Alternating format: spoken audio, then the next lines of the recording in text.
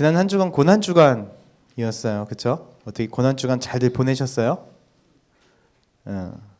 잘 보냈을 거라 생각이 돼요.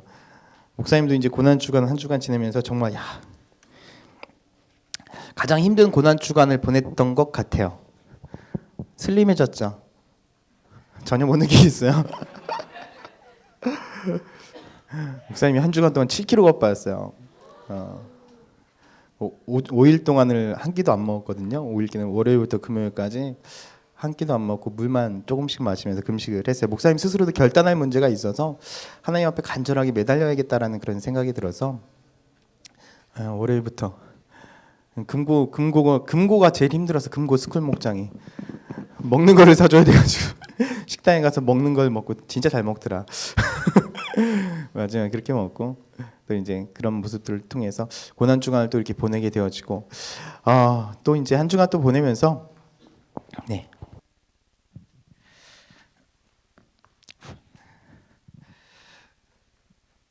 이제 그렇게 금식을 하고 또 이제 목사님 결단한 것 중에 미디어 금식을 좀 해야겠다라는 생각을 하게 되어졌는데 이건 못했어요. 우리 친구들 잘 알다시피 그 사건이 터지면서 인터넷 기사에서 또 뉴스에서 이 손을 뗄 수가 없는 거예요. 특세를 하고 아침에 가장 먼저 일어나면 이게 어떻게 됐는지 단 한 명의 생존자라도 있는지 너무 궁금해서 그 기사부터 먼저 보게 되어지고 하나님 앞에 기도하게 되어지고 참 어려운 진짜 고난의 시간들을 보내게 되었던 것 같아요.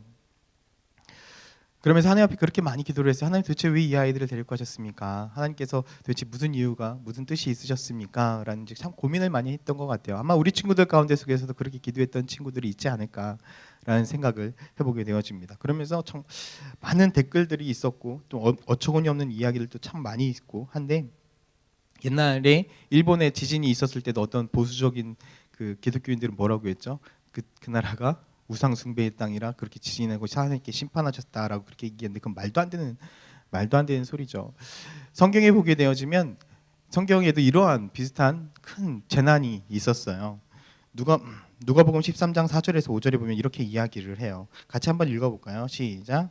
또 실로암에서 망대가 무너져 치어 죽은 18사람이 예루살렘에 거한 모든 사람보다 죄가 더 있는 줄 아느냐?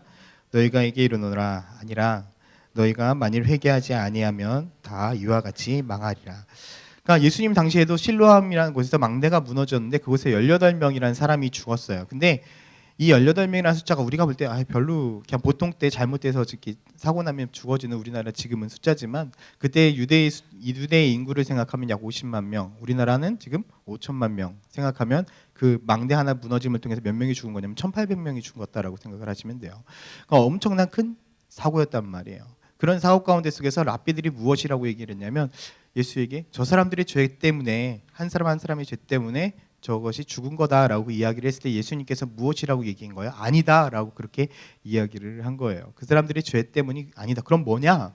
라고 이야기를 했을 때 오늘날 이 땅 가운데 많은 죄악들이 있고 그것들 때문에 우리가 죽는 것과 같이 똑같다라고 이야기를 하는 거예요. 여러분 생각해 보세요. 오늘날 뉴스를 딱 보게 되어지면 얼마나 무서운 이야기들이 많이 나와요. 그렇죠? 19금이라고 해도 될 만큼 뉴스는 19금이라고 해도 될, 아니 19금 그 이상으로 이야기해도 될 만큼 그렇게 무서운 이야기들이 상당히 많이 나오죠. 그렇죠? 그냥 지나가다가 아무 이유 없이 칼로 찔러 죽여요. 그렇죠? 아무 이유 없이 그냥 옆집에 들어가서 가만히 있던 여인을 강간하기도 해요. 나이도 상관하지 않아요. 정말 많은 악하고 더러운 일들이 정말 너무나 많이 일어나고 있어요. 이번 사건 때도 마찬가지예요. 자기 혼자만 살자고 선장은 뛰쳐나왔어요. 또 어떤 일이 일어난 줄 아세요? 어떤 패션 회사에서는 추모한다고 댓글을 보내면서 언제 누가 죽어나갈지 모르니까 선물을 해라 라고 판매성 문자를 보내서 비난을 받기도 했어요. 대기업이었어요. 나에게 이익만 추구하고 있어요. 또 어떤 일이 있었어요? 1억을 주게 되어지면 내가 가서 살려주겠다라고 돈을 요구하는 그런 그런 사람들 또한도 있었어요. 여러분 이게 정말 정의를 이야기를 하고 정말 이 땅 가운데 수많은 그리스도인들이 살아가는 나라의 이야기라고 여러분 생각하십니까? 이 땅 가운데 정말 많은 사람들이 예수 그리스도를 믿는 나라라고 한다면 과연 이러한 이야기들이 이 땅 가운데 이 땅 가운데 그런 이야기들이 계속해서 들려져야 되냐 하는 이야기입니다. 아니라고 저는 그렇게 봐요. 그렇다라고 한다면 과연 무엇이 문제일까? 과연 무엇이 문제일까? 바닷물이 썩지 않는 이유는 무엇이라고 이야기를 해요? 뭐 때문에? 몇 프로의 염분 때문에? 단 3%의 염분 때문에 바닷물은 썩지 않는다라고 그렇게 이야기를 해요. 근데 생각해 보세요. 바다는요 모든 것을 다 수용해요. 그곳에 무엇이 들어와도 아무리 각종 더러운 것이 들어오더라도요, 정말 수없이 많은 기름이 그곳에 흘러든다 하더라도 결국에는 어떻게 해요? 처음엔 썩어가는 것 같지만 그 안에 있는 거 다 죽어가는 것 같지만 어떻게 돼요? 다 회복하게 되어져요. 그것이 바다예요. 그런데 오늘날 이 땅 가운데 3%가 넘는 그리스도인들이 존재하고 있어요. 그 그리스도인들을 향해서 예수 그리스도께서 우리에게 무엇라고 얘기를 하고 있어요? 너희들은 세상의 빛과 소금이 되어야 된다라고 그렇게 이야기를 하고 있어요. 그런데 과연 그리스도인들이 이 세상의 빛과 소금의 역할을 제대로 감당하고 있습니까? 제대로 만약에 감당하고 있다라고 한다면 과연 이 나라가, 이 땅이 과연 이러한 악의 소굴, 소돔과 고모라보다 더한 그런 악의 소굴로 그렇게 바뀌어 가야 되는 것이 옳습니까? 여러분 한번 생각해 보셨으면 좋겠어요. 다 생각할 수 있는 나이잖아요. 그렇죠? 한번 심각하게 고민해 봤으면 좋겠어요. 오늘날 많은 그리스도인들이 존재하고 있음에도 불구하고 이 나라는 변하지 않고 있고요. 여러분 이 땅은 변하지 않고 있어요. 저는 그렇게 생각해요. 왜 이 땅이 변하지 않고 이 나라가 변하지 않는가? 그것은 누구를 탓할 이유도 없어요. 누구를 탓할 이유가 없는 것이 아니라 바로 누구예요? 누구? 나 자신이에요. 나 자신이 예수 그리스도를 믿고 정말 변했는지, 내가 예수 그리스도를 만나고 내 인생 자체가 정말 변했는지 한번 생각해 볼 필요가 있다란 이야기예요. 여러분 예수 그리스도를 만나고 변하셨습니까? 예수 그리스도를 만나고 내 삶이 예전과 똑같은 삶을 산다라고 한다면 여러분 우리는 다시금 한번 생각해보고 다시금 한번 내 안에 예수 그리스도를 초청하는 시간이 되었으면 좋겠습니다. 할렐루야.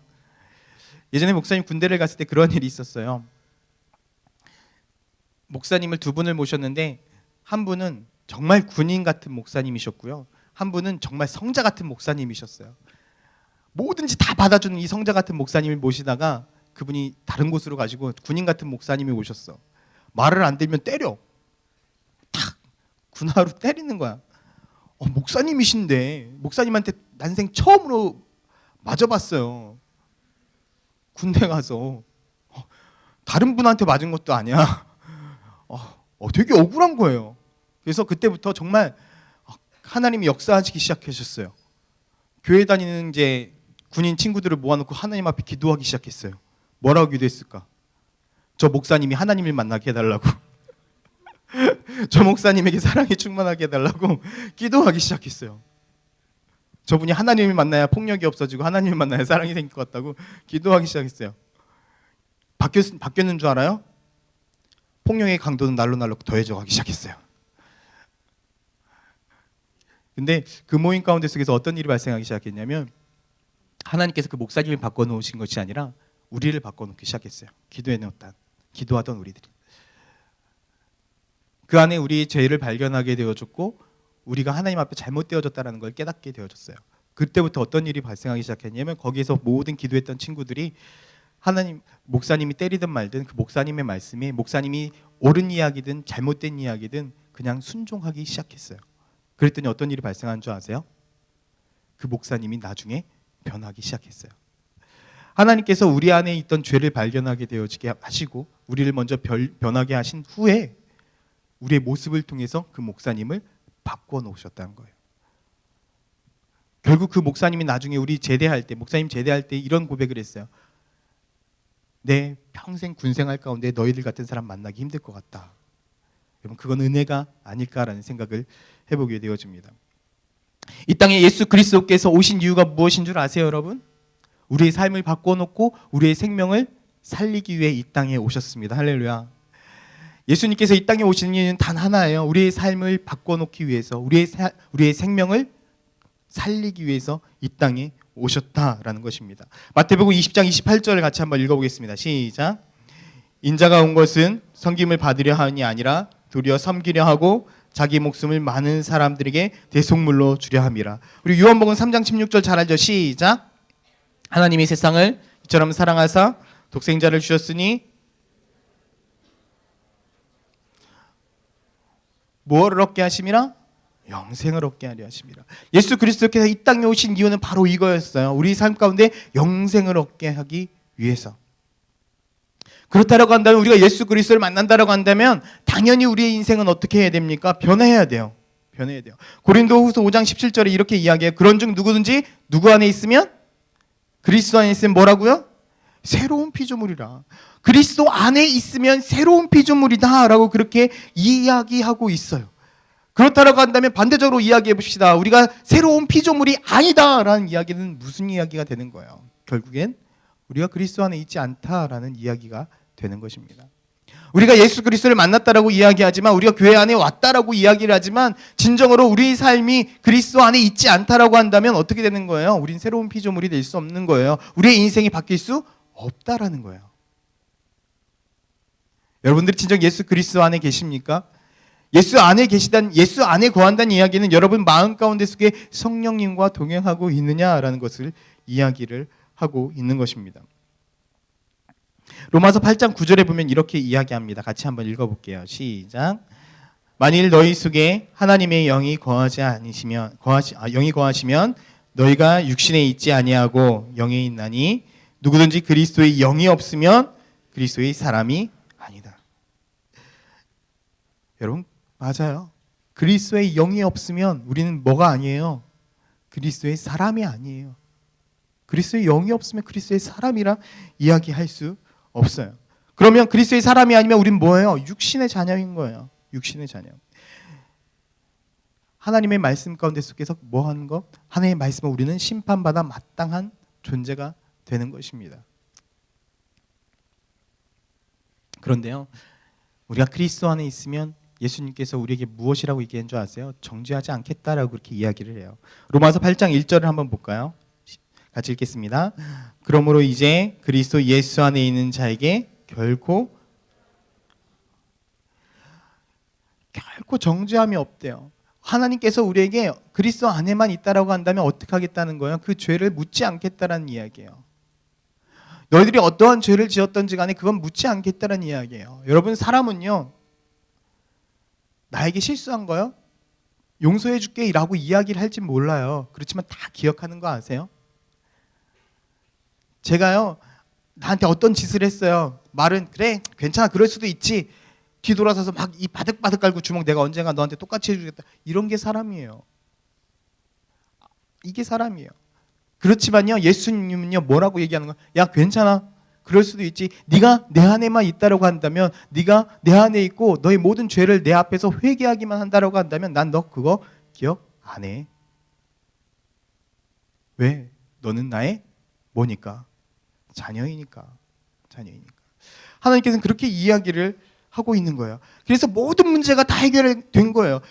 인생 최고의 딜레마, 죄의 문제가 예수 그리스도를 통해서 어떻게 된 거예요? 해결이 됐다는 말이에요.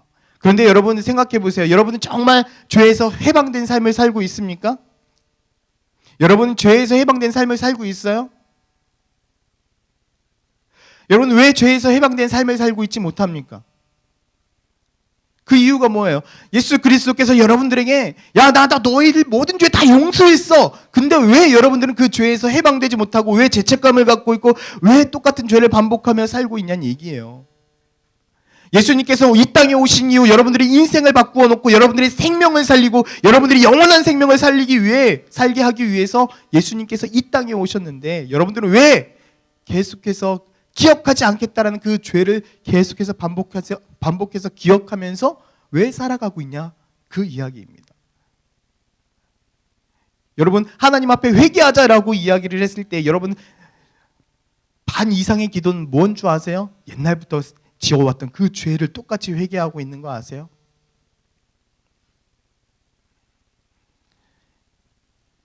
유기성 목사님이 쓴 나는 죽고 예수로만 사는 사람이란 그 책에서 유기성 목사님이 이런 이야기를 했어요. 다른 사람 앞에 이야기하지 못하는 죄, 내가 지은 죄 있잖아. 다른 사람들한테 이야기 못하는 죄는 회개한 것도 아니라고 이야기를 했어요. 회개한 것도 아니다. 그게 무슨 뜻인지 아세요? 하나님께서 모든 것들을 다 용서하셨는데 왜 뭐가 부끄럽냐는 얘기예요. 다른 사람들한테 이게 난 이런 죄 지었었어 라고 이야기하는 게 무엇이 부끄럽냐는 얘기예요. 왜? 하나님이 다 용서하셨는데 그것이 우리 삶 가운데 속에서 무엇이 부끄러움으로 남아있냐는 얘기죠. 근데요, 우리는요 부끄러워하고 있어요. 두려워하고 있어요. 걱정하고 있어요. 그것 때문에 천국까지 못할 것처럼 삶을 살아가고 있어요. 왜 그러냐는 얘기죠. 왜 그러냐는 얘기죠. 바로 사탄이 우리에게 계속해서 뭐 하고 있기 때문에 그래요. 정죄하니까 그래요. 이야기를 해요. 야, 너 그럴 것 같아? 아니야. 똑같아. 성경에 보면 하나님의 형상으로 너희를 지었다라고 이야기했잖아. 네 성격 하나님하고 똑같아. 하나님도 기억하실 거야. 하나님도 꽁해. 아마 그렇게 이야기를 할 거예요. 아니야. 골로새서 2장 15절에 이렇게 이야기합니다. 같이 한번 읽어보겠습니다. 시작. 그리스도께서는 사단의 권세를 짓밟아 십자가로 승리하셔서 그것을 사람들에게, 현대인 성경이 이렇게 이야기를 해요. 십자가의 권세를 어떻게 한 거야? 짓밟아 버렸다라고 이야기를 해요. 짓밟아 버렸다라고. 그런데 왜 우리가 그것 때문에 고민하고 있냐는 얘기예요. 사단이 이미 우리 삶 가운데 모든 것이 게임이 끝났어. 사단이 우리에게 이야기할 수 있는 힘은 없어요. 우리를 건드릴 수 있는 힘은 아무것도 없어요. 그런데 우리는 계속해서 그것 때문에 고민하고 있다는 얘기예요. 여러분, 우리는 아무 고민할 이유 없어요. 우리가 믿어야 될 건 무엇이에요? 예수 그리스도께서 우리 삶 가운데 무엇을 주셨다? 생명을 주셨다는 거. 그것만 기억하면 돼요. 예수 그리스도께서 우리를 생명을 살리시고 우리를 위해서 새로운 삶을 허락해 주셨다라는 그 사실을 우리는 기억하면 된다라는 이야기입니다. 그렇기 때문에 이제는 우리는 어떻게 삶을 살아가면 돼요? 그리스도인다운 삶을 살아가면 된다라는 이야기입니다. 우리가 그리스도인다운 삶을 살지 못하고 세상 가운데 영향력을 끼치지 못하는 이유는 단 하나예요. 우리가 그리스도인의 생각을 하지 못하고 세상적인 생각을 하기 때문에, 육신적인 생각을 하기 때문입니다. 로마서 8장 5절에서 6절에 보면 이렇게 이야기를 해요. 같이 읽겠습니다. 시작. 육신을 따르는 자는 육신의 일을, 영을 따르는 자는 영의 일을 생각하나니 육신은 생각이, 영의 생각은 생명과 평안이라. 여러분, 육신의 생각은 무엇인 줄 아세요? 자기의 계획이에요. 자기의 계획, 자기의 생각, 자기의 뜻, 자기의 목표대로 살아가는 것을 육신의 생각이라고 이야기를 해요. 메시지 성경은 그렇게 이야기를 해요. 네가 하고 싶은 일, 네가 열심히 계획한 일, 네가 원하는 대로 하는 그 일들, 그 뜻대로 살아가는 것이 바로 무엇이다? 육신의 일이다 라고 그렇게 이야기를 해요. 그럼 영의 사람, 영의 일은 무엇이에요? 하나님의 뜻. 너희 안에 거하시는 성령님이 어떻게 하는 거? 인도하시는 대로. 근데 참 목사님들 이 부분 놓고 한 주간 동안 너무 많이 기도했어요. 하나님, 정말 그렇다라고 한다면 하나님의 뜻대로 살아가기 위해서라면 어떻게 하면 됩니까? 하나님 말씀대로 살아가기 위해서라면 어떻게 하면 됩니까? 하나님께서 매일같이 그냥 내 앞에 오셔서 하나님, 준태야, 요만큼만 가면 돼, 이 길로 가면 돼, 여기로 있으면 돼 라고 이야기하면 나 너무나 편할 것 같은데 왜 하나님 무엇을 바라보고 무엇을 보고 그렇게 따라가야 됩니까? 그렇게 참 고민을 많이 했어요. 근데 신명기 31장 8절에 이렇게 이야기를 합니다. 같이 한번 읽어볼게요. 시작. 여호와 그가 내 앞서 행하시며 너와 함께하사 너를 떠나지 아니하니.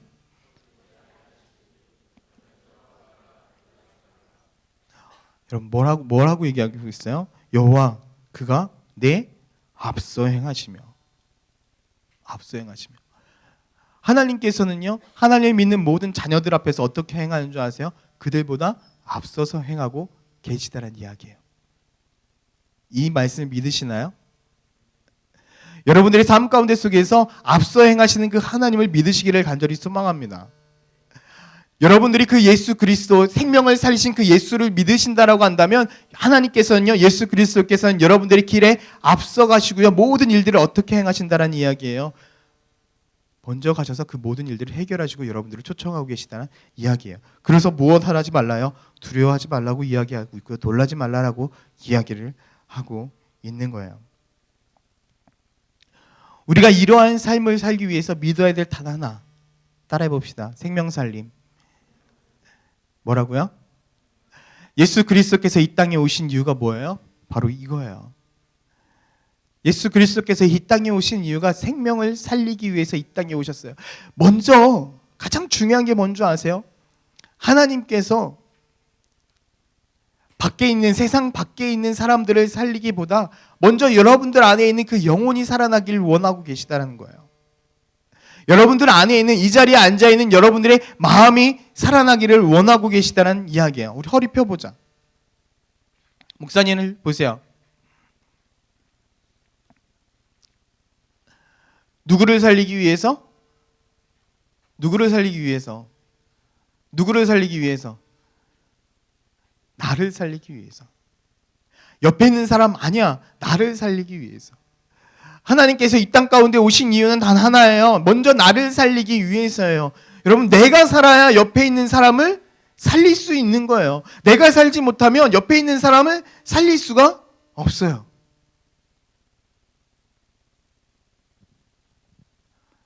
그건 진리예요. 죽은 사람이 죽은 사람을 살릴 수 없어요. 산 사람만이 살릴 수 있어요. 여러분들이 밖에 있는 사람들을 살리고 싶습니까? 여러분들이 친구를 살리고 싶습니까? 여러분들이 가족을 살리고 싶습니까? 여러분들이 사셔야 돼요. 여러분들이 예수 그리스도를 믿지 않고요. 여러분들이 예수 그리스도를 통해서 변화되지 않고 다른 사람을 변화시킬 수 있다고 생각하십니까? 절대 그럴 일이 없습니다. 여러분들이 인생이 변화되지 않고 여러분 다른 사람들의 인생이 변화되는 걸 원하지 마세요. 여러분들이 진정으로 예수 그리스도를 만나지 않고 다른 사람들이 예수 그리스도를 만나기를 원하지 마세요. 저는요, 제가 전도가 잘 되지 않아요. 이유 단 하나 알려줄까요? 내가 아직 예수 그리스도를 만나지 못했기 때문이에요. 미안합니다. 그건 진리예요.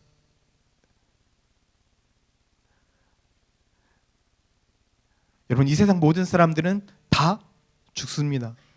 믿는 사람이든 믿지 않는 사람이든 다 죽습니다. 그것은 정해진 이치입니다.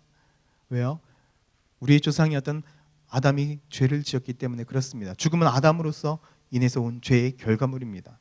그렇지만 그 죽음 뒤에 영원한 그 생명은 선택입니다. 누구의 선택일까요?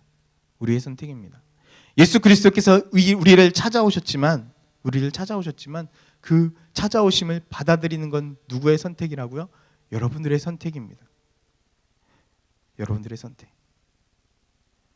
이 자리에 앉아있다라고 해서 다 천국 갈 수 없어요. 혹여나 목사님도 여기에서 목사라는 직분을 가지고 말씀을 전하고 있지만 내가 진짜 여기서 세미나 하는 것처럼 이렇게 설교하고 정말 내 안에 예수 그리스도를 믿지 못한다라고 한다면 나도 천국 갈 수 없는 거예요. 그건 진리예요.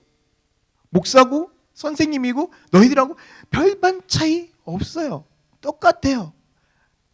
하나님을 믿느냐 믿지 않느냐, 그것이 중요하다는 거예요. 요한복음 14장 6절엔 이렇게 이야기합니다. 같이 읽어봅시다. 시작.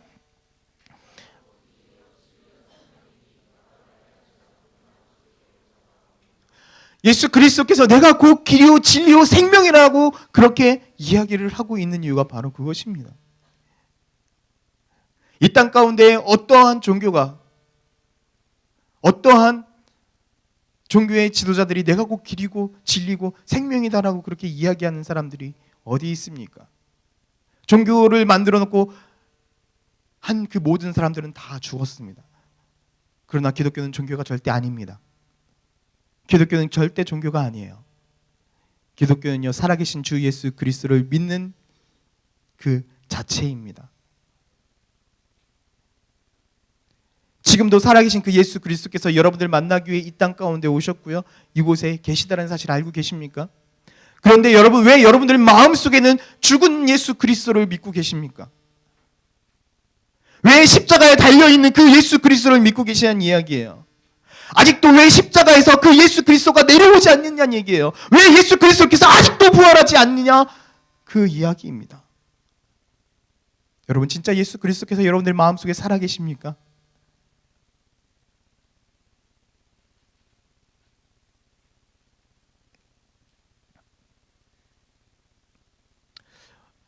목사님 몇 년 전에 극동방송에서 라디오를 틀고 이제 운전을 하다가 그런 이야기를 들었어요. 한 꼬마의 이야기였어요.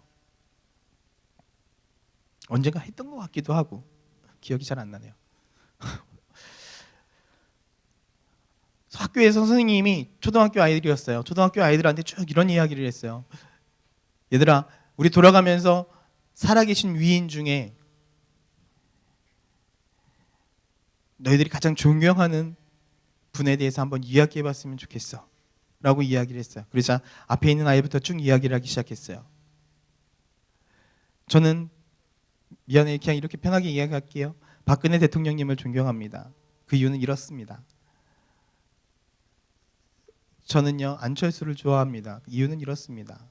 쭉 살아있는 그 누구누구에 대해서 쭉 이야기를 하기 시작했어요. 근데 어떤 꼬마 여자아이의 차례가 됐어요. 그 아이가 벌떡 일어나서 이렇게 이야기를 했어요. 저는 예수님을 좋아합니다. 그 이유는 저를 위해서 죽으셨고 저를 구원해 주신 분이기 때문에 그렇습니다. 근데 선생님이 씩 웃으면서 그렇게 이야기를 했어요. 그래, 맞아. 그렇지만 아까 선생님이 뭐라고 얘기했지? 살아있는 사람 중에서. 또 이 아이가 씩 웃으면서 이렇게 이야기합니다. 선생님, 예수는 살아나셨습니다. 여러분, 정말 자신 있게 이렇게 이 아이처럼 이야기할 수 있는 사람이 있습니까?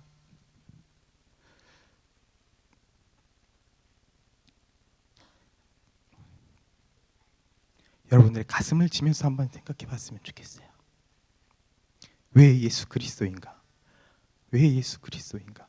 왜 예수 그리스도만이 이 땅의 생명이시고, 왜 이 땅의 희망이시며, 왜 이 땅의 구원자이신가?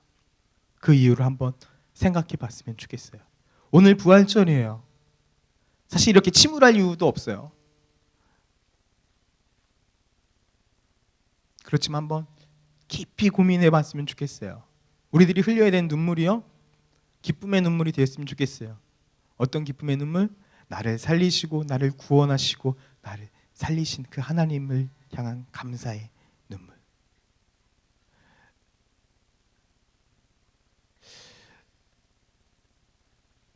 여러분들 마음 가운데 그런 마음이 들었으면 좋겠습니다. 여러분, 예수 그리스도께서는요, 여러분들을 위해 죽으셨어요. 사실입니다. 변함없는 사실입니다. 여러분들이 믿든 믿지 않든 그건 사실입니다. 그리고 그분이요, 다시금 3일 만에 살아나셨습니다.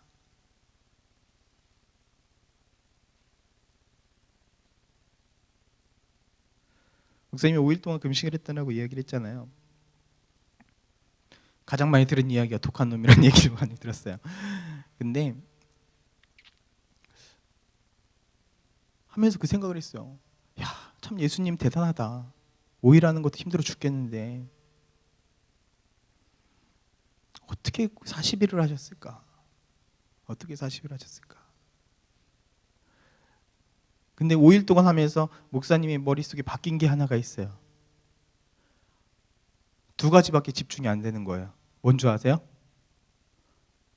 뭔지 아세요? 예수님하고 먹는 거. 집중이 2가지밖에 안 돼요.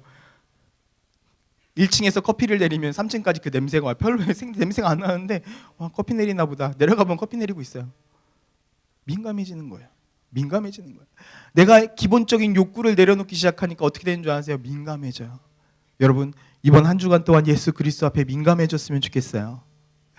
여러분들 다 내려놓아 보세요. 시험이죠? 시험을 내려놓으세요. 내려놓으라는 이야기가 공부하지 말라는 이야기가 아니에요. 목사님이 설교 중에 내려놓으라고 했어요. 저 다 공부 안 하고 하나님 앞에 내어 맡길 거예요.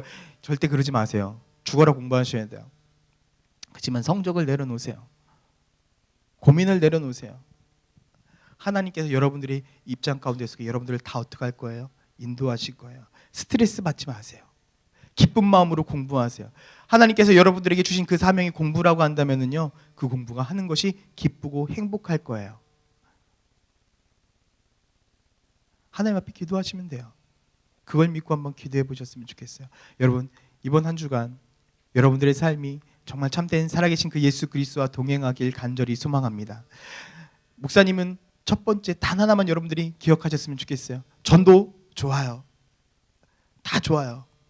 그렇지만 저는요, 여러분들이 사셨으면 좋겠어요. 여러분이 먼저 사셨으면 좋겠어요. 여기 앉아 있는 많은 친구들이 먼저 살아나셨으면 좋겠어요. 회복되셨으면 좋겠어요. 할렐루야.